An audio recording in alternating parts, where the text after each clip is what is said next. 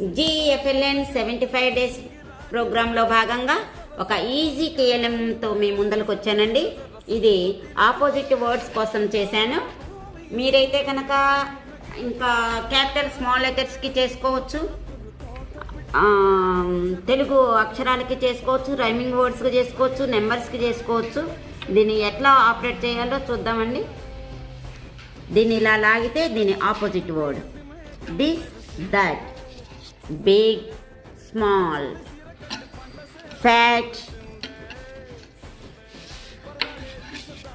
Thin, good, bad, open, close, after, before, long, short.